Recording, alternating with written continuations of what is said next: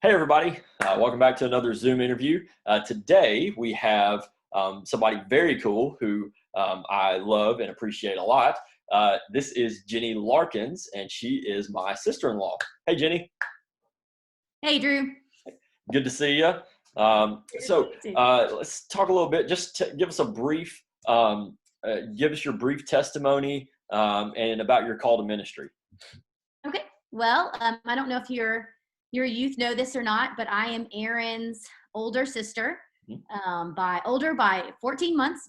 And so I grew up with Aaron in Memphis. I went to St. Mary's Episcopal School and graduated from there back in 2007. And the Lord saved me when I was 12. I do not consider myself to have grown up in a Christian home. We were kind of culturally Christian. We went to church. We didn't really do a whole lot more with Christianity in the home.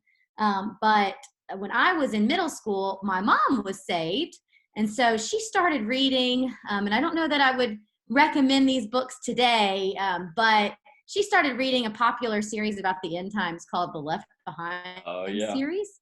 And so she started handing me the kid version of those books, which has a lot of interesting prophetic stuff in it that some would agree with and some wouldn't. But the finer points of all of that was lost on me. I just read in the book that, Jesus came into the world to save sinners, that he died on the cross, and that he wanted me to turn my life over to him and to believe in him, to confess that I was a sinner. And so alone in my room, I did. And so a book actually witnessed to me, and which was pretty interesting. I love to read. So it's neat how the Lord used that to save me.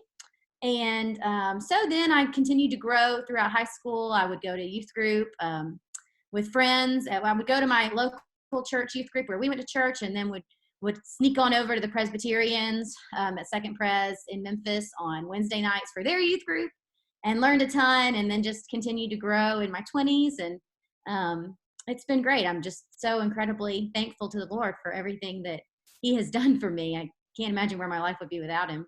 Yeah, yeah. So you're at RTS there in Charlotte. So talk a little bit about what led you there, and then what led you to your current position at Christ Covenant. Okay. So I was, after college, I took a series of teaching jobs, elementary school teaching jobs, first in Nashville and then in Memphis.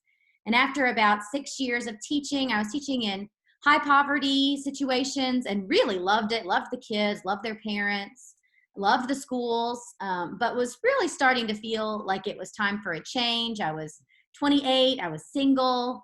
I was living in Memphis with my cat, and I was just thinking to myself that it was time for a change. And at the time, I was teaching at a private Christian school for low-income students, and so I was to teach the Bible to my students pretty often, which was new for me. Previously, I'd only taught in public schools, and so it looked different there. So it was really neat to be able to incorporate the Christian worldview into my teaching. Yeah. And at the same time, I would move back to Memphis, and I was attending church at Second Pres, which is a church in the Presbyterian church in Memphis, and was really loving just the Bible. I mean, I was loving studying the Bible. I was doing Bible studies and serving on different committees at Second, and was just growing so much. And so I loved learning the Bible at church, and I loved teaching the Bible at school. And so I was thinking about, okay, what might I want to do if I don't want to? And I loved being a teacher. I loved a lot of the things about being a teacher. It ticked a lot of boxes for me personally of just where my giftings are. And so I was thinking, okay, how can I still do teaching, but at the same time be able to study the Bible more and teach the Bible more? And so the thought came that I would like to go to seminary. And so I started seeking different options, looking at seminaries. I found out that my church offered a scholarship program to send people to seminary, which made it sort of financially possible for me to go. And so just visited a couple different schools, one in St. Louis and then Charlotte, the RTS campus in Charlotte. And that was the one that clicked the most for me for some different reasons. And so I went, and it's been an amazing, I've been here almost 3 years. I'm graduating soon, 2 weeks. Woo. So all of your youth can pray that I get all my papers done and pass all my finals, and I will pray the same thing for them. Yeah. But so I know how they're feeling right now. But And so then the goal of going to seminary was really to do women's ministry. I wanted to do women's ministry. Right. But I also was open to other things, children's ministry and different things. I am complementarian, so I wasn't going to look for an ordained leadership position in a church. And Yeah. so, but still wanted to teach and serve. Right. And really the crux for me came when I figured out that even if the Lord took me to seminary and took me through seminary and took me back into maybe a Christian school, teaching elementary school again on the other side, I still wanted to do seminary. Yeah. I still wanted to go. Yeah. Even if I ended up right back where I started, back in the classroom. So that was really kind of a big moment for me to realize it's not, I didn't want a specific job. I just wanted to be faithful to the Lord's calling and to what he had gifted me to do. So, but I still was hopeful that women's ministry might work out. And I did an internship in a church here in Charlotte doing women's ministry. And that internship was coming to an end last fall. And so I was, and then I know that this is going to come up later, but I got married in Charlotte as well. So I knew I needed a job in Charlotte. My husband's job is here. And so I just started looking for churches and heard about this big church called Christ Covenant in Matthews, which is sort of a suburb of Charlotte. And they have this really dynamic, great preacher, Kevin DeYoung. Maybe some of your youth have read some of his books or done some of his Bible studies. And so they were looking to hire an assistant director of women's ministry that was a 30-hour-a-week job, which was just perfect. I knew that probably motherhood was in my future. And so I wanted maybe not quite full time. So that was just perfect. And so I interviewed and they offered it and I took it and it was just very excited. It's amazing to see the Lord's faithfulness. Just going to seminary, I kind of felt like Abraham. I didn't know. I felt like the Lord was definitely calling me to seminary. I felt a great peace about going, and the financial pieces fell into place for me to get to go. And so I knew that the Lord's hand was in it. I really felt that, but I didn't know what was going to be on the other side. I didn't know what it was. I didn't know what it was going to look like. Most of the men that I'm in seminary with are pursuing ordained leadership. And so but I'm not, so I didn't know what that was going to look like for me. But the Lord was faithful. He called me to seminary. He wanted me to go, and he provided just the perfect job for me on the other side. I'm really, really thankful. I think just because I know you and I know your story, I think your connection to like your analogy of feeling like Abraham, like God calling you, not knowing what's on the other side, is like, I'll let you know when we get there. That's right. Like that's perfect. And that's a true exercise of faith. It wouldn't be faith if we did know what was on the other side. Just trusting that the Lord is good and calling us and providing whatever we need in that moment. That's huge. And I would just encourage your youth. I mean, whoever's watching this, the Lord will do the same for them. I know it's a hard time to be 16, 17, 18 years old, especially in this crazy season and not know, I mean, in a sense, every youth is a little bit like Abraham themselves, trusting the Lord with college decisions or what's next. And and it's an exercise of faith. For sure. All right. So a few questions. So what advice and encouragement would you give to middle schoolers and high schoolers who are already feeling maybe a pull towards vocational ministry or just, wanting to serve in the church more, not necessarily vocationally, but just, wanting to be more active in the church? Well, my story is a little bit different because I didn't feel the call to seminary until, I'm sorry, my cat is about to, hi, Sophie, go away now. I didn't feel the call to ministry until I was in my 20s. But one thing that I would say, I mean, serving in the church not on staff is a great way to determine if you ever might want to be on staff. So I would encourage really everyone is called to serve the church, whether they're a man or a woman, whether man, woman, child, we are all called biblically to serve. And so anyone who is at a young age feeling the pull to do that, that is clearly the Holy Spirit working in their lives. They should pay attention to it. And seek out ways to serve. Figure out, sometimes it's helpful to figure out where your giftings are. Not everyone is gifted at public speaking or writing or hospitality, or some people have the gift. I mean, your wife is one of the best administrators Oh my just gosh. the gift of administration, my sister, that I have ever met. And then the relationship building, one-on-one Oh relationship yeah. building is a huge gift, counseling. So, somebody like you has the gift of preaching and teaching, while your wife has the gift of administration and one-on-one relationship building. But both of y'all are using that, Yeah. one on staff, one not, to serve the church. And so both of those are just extremely important. So I would encourage middle and high schoolers who are sort of still figuring out who they are to figure out their giftings. Yeah. I would encourage them to serve the church, whether or not they feel called to vocational ministry, simply because it's a command. So use their giftings to, everyone is older than someone and everyone is younger than someone. So if you're a middle schooler, you can be doing nursery. If you're a high schooler, you can be mentoring middle schoolers. Yeah. And everybody has a place within the body of Christ. Paul talks about that a lot. So, and then if they do feel called to either ordain leadership one day, or something like women's ministry or children's ministry, music ministry, start developing those skills now. Be prayerful about that. And one thing that really helped me was meeting with pastors. I met with several different pastors at Second Pres, and then they put me in touch with people who were currently in seminary.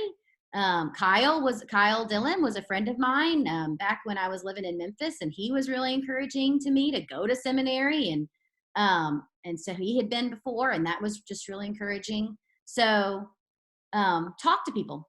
Talk to Yeah. people who are in the fields that you want to be in. That's probably good practice for any middle or high schooler, period. Yeah. But talk to people who are in those ministries, and there's parachurch organizations too, which are very vibrant and active. So parachurch organizations would be like a Christian nonprofit, or Like Christian an agency. RUF or something like that. Yep, a good friend of mine ended up working with refugees with World Relief. So Wow. if they have a hunger and a love for a different area, I would encourage them to explore that as well. Yeah, absolutely. That's really good stuff. Yeah. Just because you can kind of feel lost, or like, I think there's often the impression for students that like you can be a leader in the church, but that comes like, once you're in college or maybe Take your after. turn. Yeah. No, like you're here now. God can use you in the church now.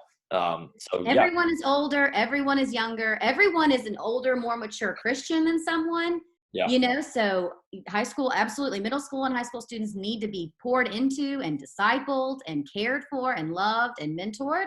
But they can also be doing that for Yes. others. There are a lot of kids. I mean, you have 2 children who desperately look up to the middle and high schoolers that they come into contact with, and need to be cared for and loved just as much as those high schoolers do. And so everybody has something to offer. Absolutely. Yeah.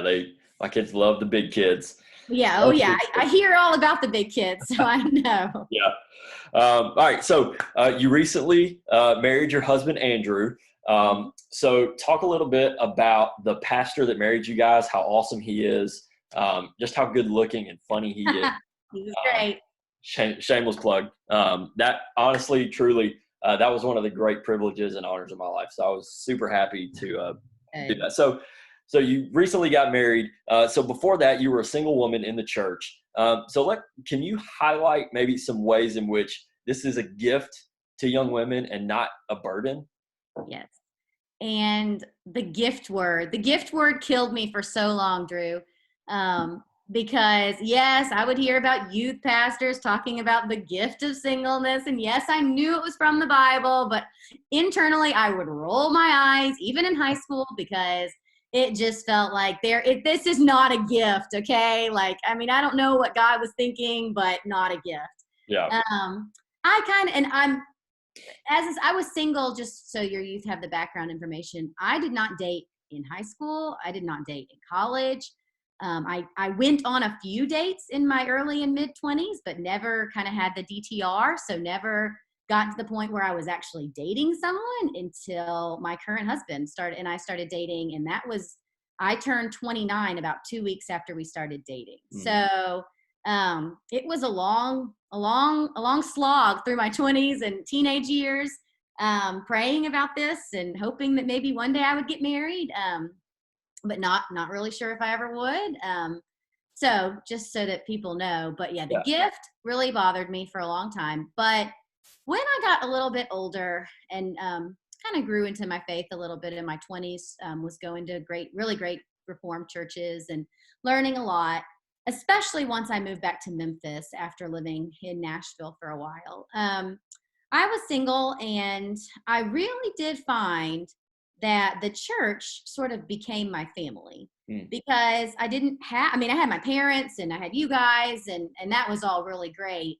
But I did have the gift of time. And that was, I had the gift of being able to serve on retreat committees that met on Tuesday evenings at 6 o'clock. Yeah. I had the gift of being able to take meals to every family that had a baby. And I mean, I was in a Sunday school class with people my age who were married. So they were just babies just everywhere. Every other week there was a new baby. So being able to cook and take meals to those folks when a lot of people couldn't. I had the gift of being able to, when they asked me to, I don't know, lead a Bible study or serve on this committee or that committee, I could really say yes without hesitation, because what else did I have going on? Yeah. So my evenings were free. And since I've been married, I do now look back and realize, and I saw it at the time too, as I got a little bit older, that there is a gift in that, because when you're married, you know, I mean, and the scripture says, as Paul talks about this very clearly, you lose a lot of your time. Your main relationship on earth is that with is your relationship with your spouse. And so, you know, if you're going to nurture and foster that relationship, you have to put a lot of time into it. Yeah. And so you can't do as much as you used to be able to do. And I would imagine when children come along that will only increase, right? Because you have to be home with children. So it was also a gift, I would say, because I was able to be good friends with a lot of different people in the church. Young families tend to cluster with other young families. Yeah. And so, but when I was single and in my 20s, I had church friends who were older single ladies who were my mom's age. And it felt super weird to call them Debbie and Susan, not Miss so-and-so, like I would have when I was a kid. But that was real. I had single friends who I would hang out with. There was a great group of us, and we would go get lunch after church or different things like that.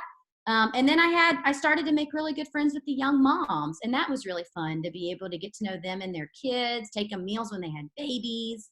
And so that was really neat to be able to see such a big cross section of the church and become invested in part of people's lives.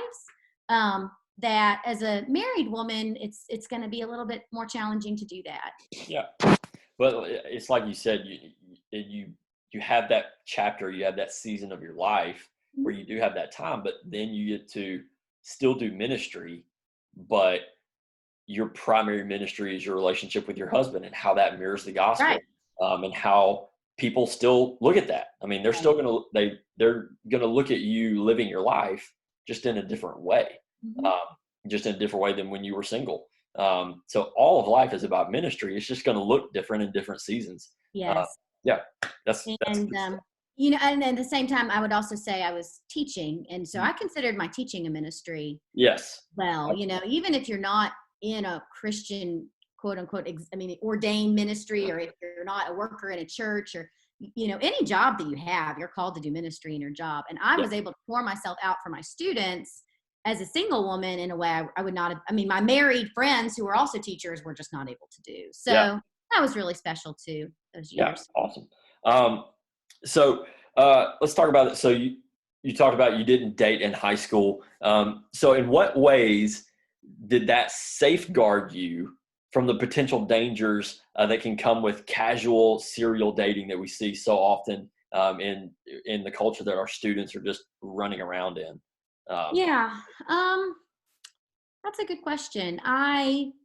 It's certainly, I mean, by not dating in high school, I was able to focus on other areas. I focused on, and it really in college, this would extend to college as well.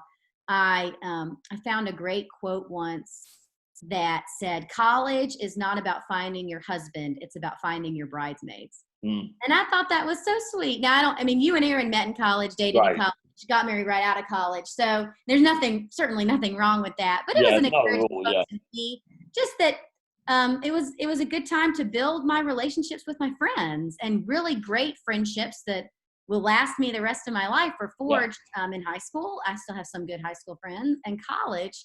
And I mean, so it allowed me to focus on other things: my school, my friendships, my family, the college I wanted to go to, and all of that. It also prevented me from having a lot of the baggage that I think a lot of people in their late 20s end up with, Yeah. because they did things in high school or college that they regret greatly in their 20s. Yeah. Whether that looks like just, I mean, I had a roommate in college who started dating her boyfriend freshman year, and they broke up the day after we graduated college. And for 4 years, she poured her heart and her soul into that guy, and they ended up breaking up. So all that, I mean, she forsook friendships, she forsook any other relationship. I mean, like we just talked about, she poured time into him, into that relationship, and it ended up essentially being for nothing. So that's not to say that you shouldn't date in college, especially, or in high school, but it is to say that you don't want to date in such a way that you are missing out on other important parts of life, especially of the life of a teenager or a young 20, which you'll never get back. Once you're older and married, you'll never be able to go back to that time. So of just freedom and fun and being able to go out with friends and just have a good time, and enjoy building those relationships and serving the church and going to school. And so it really freed me by not starting to date until I was 29. I mean, I had a lot to learn when I started dating, about dating and being in a relationship, but it really freed me from a lot of the baggage that people come into their relationships that end up being that marriage relationship. Yeah. Because they've dated so much in the run up to that. My husband dated, a few different women, some seriously before me, and it complicated our relationship, just because he came in with all these preconceived notions and things that he had done that he wished he hadn't done, and so it definitely colored our relationship quite a bit in the early months, until we got engaged. Just with me being new to dating and him having all this kind of baggage, it was an interesting mix. Right. Yeah, yeah. I think that's good to hear, because so often, like Aaron and I, we both dated in high school, and then we got to college and we dated all through college, but we still had baggage that we brought in. So I think that's really good for our students to hear, because it can seem like, especially now in high school, like every year when we go on our summer trips, like I always kind of lay out, like, look, the odds of I've been going to youth from 7th grade to now every summer. That's a lot. And I only know of 3 couples that met at summer camp. So that's thousands of people, and only 3 couples worked out. So you have this idea of, I'm going to meet my spouse in high school. You're probably let's be real. Most people don't. No. Most people are going to go on to college, and they're going to dump the person within the first 3 months. Yeah. If they even make it to college to begin with. Right. I think it's normal to have an interest in that in high school, and to want to start. But honestly, I would say the best thing that you can do for yourself in high school, if you want to be the kind of person somebody wants to marry someday, is to form friendships with people. Deep, lasting friendships, even friendships with people of the opposite gender, because they're going to teach you what you need to do to be a good spouse someday, and what it looks like to be friends with a man or a woman, because marriage is based on friendship. Yeah. So, or all good marriages are. So, backing off of that, something Kyle said in his interview, like, yes, work on developing friendships, but also like work on your own character. Work on learning to be the kind of person somebody would want to marry one day. Exactly. That's good. Good stuff, Ginny. Well, I appreciate all your answers. They're super good. Now we come to the lightning round, questions that you didn't get beforehand. So first lightning round question, what has been your go-to quarantine snack? Goldfish. Goldfish. I love goldfish. I know it's childish, but I just love them so much. You and my kid? Well, good. My maiden name was Fisher, and my students used to call me Miss Goldfisher, because they knew, my graders. I didn't know that. That's pretty funny. Yeah. You can't call you that now. All right. So what's a show that you've been binge watching recently? I've been rewatching The Good Place, Yes. and I love You're it for watching The Good comedic Place. relief during these difficult times. Yes, for sure. And it's a good light It show. is. I was watching the Vietnam War documentary, and it was not doing it for me. It's That's sad. that's like the opposite of The Good Yeah, Place. yeah, Good Place over here, Ken yeah. Burns of Vietnam over Yeah. here. All right, what's your favorite theological book of all time? The Bible doesn't count. Oh, okay. I have always well, I love Mere Christianity Mm, and The Great Divorce. Andrew and I have been reading through that one, but this is one that I would encourage all your girls to read. It's a biography of Jane Grey, yeah, who was martyred at the age of 16 for her Protestant faith in England. Super amazing read, yeah, super amazing woman, and yeah, 16 and dying for her faith. I mean, the yep. queen, who was Catholic, gave her a chance to recant and save her own life, and she would not, and she died of beheading. So, if you, I can email you that Yes. information. If any of your, it's a super quick read biography. I'll email you that, and you can. It's not necessarily a theological book, but at the same time, it really is. No, yeah, that's awesome. That's a perfect example for our girls. That's awesome. All right, if you could have dinner with any famous person, could be theologian or just random famous person, who would it be and why? Oh, oh, well, this is tricky. I might say Jane Grey again, just because that biography was so great. Ooh, All right, I'll that's a think of another cop one. out. I don't know. I mean, maybe Tim Keller. I think he's pretty Okay, amazing. He's just, I love listening to his sermons and think very highly of him. yeah, Most celebrities, I wouldn't know if I met him on the street. Oh, maybe for a little bit of Kate Middleton. I think Kate Middleton is just a super class act and a you and really Aaron. great teacher queen. I would like to get to know. I think we could be good friends. That's awesome. Well, if you and Aaron get to be good friends with Kate Middleton, I'll hang out with William. Yeah, Um, well, you had the same like baby breakdown too. we Did you do, know and that? I'm about to start getting his hairline. Yeah.